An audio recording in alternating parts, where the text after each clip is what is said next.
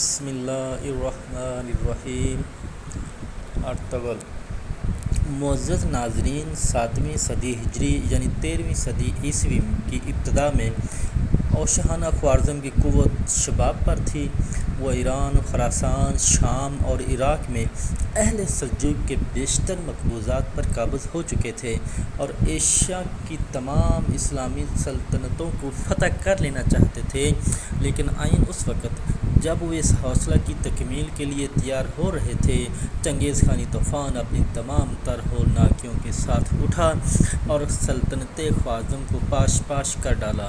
اس سلطنت کی تباہی کے بعد ترک قبائل جنوب کی طرف بھاگے، ان میں بعض ایران اور شام میں پہنچے اور وہاں 7ویں صدی اور 8ویں صدی ہجری میں بہت کچھ اقتدار حاصل کیا اور ترکمانی مشہور ہوئے، اور بعض جنوب کی طرف بڑھے اور مصر کے سلاطین مملوک سے مارکہ آراء ہوئے جو خود ترک نسل تھے، لیکن مصر میں انہیں شکست ہوئی اور وہاں سے واپس ہو کر وہ ایشیائے کوچک میں سلجوقیوں سے آ ملے۔ انہی ترک قبائل میں جو چنگیز خان کے حملہ کے بعد اپنا وطن چھوڑ کر مارے مارے پھر رہے تھے، ارطغرل کا قبیلہ بھی تھا۔ یہ قبیلہ ترکان آغوز کی قبیلہ کا ایک جزو تھا جو ارطغرل کے باپ سلیمان شاہ کی سرکردگی میں اپنے وطن خراسان کو چھوڑ کر مختلف ملکوں میں گھومتا ہوا شام کی طرف جا رہا تھا کہ اثنائے راہ میں دریائے فرات کو عبور کرتے ہوئے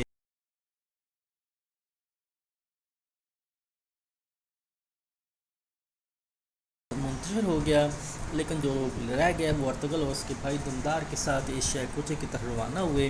سلطان علاء الدین سلجوقی کی سلطنت میں داخل ہو گئے۔ یہ جماعت جو صرف 420 گھرانوں پر مشتمل تھی، سلطان علاء الدین کے زیر سایہ پناہ لینے کے لیے پائے تخت کونیا کی طرف جا رہی تھی کہ راستہ میں انگورا کے قریب ارطغرل کو 2 فوجیں مصروف جنگ نظر آئیں۔ وہ کسی فریق سے واقف نہ تھا، لیکن یہ دیکھ کر کہ ان میں سے ایک تعداد کے لحاظ سے کمزور اور دوسری قوی ہے، وہ اپنے سواروں کے مختصر دستہ کے ساتھ، جن کی مجموعی تعداد محض 444 تھی، کمزور فریق کی حمایت کے لیے لڑا۔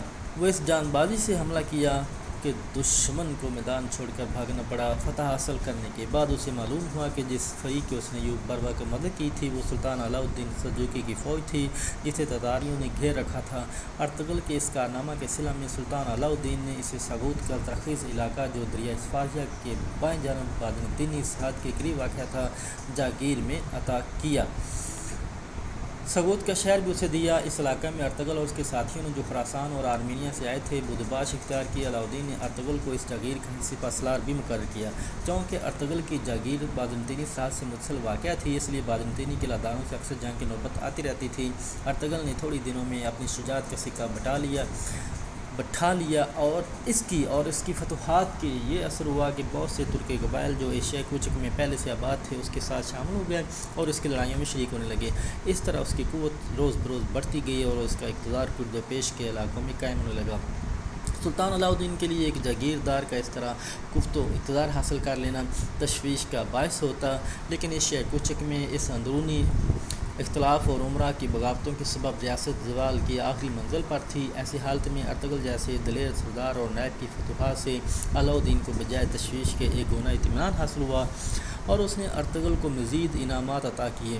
ارطغرل بنی شہر اور بروسا کے درمیان ایک جنگ میں ارطغرل نے علاء الدین کے نائب کی حیثیت سے تتاریوں اور بازنطینیوں کی ایک متحدہ فوج کو شکست دی، تو سلطان نے اس کے صلہ میں اس شہر کو بھی اس کی جاگیر میں دے دیا۔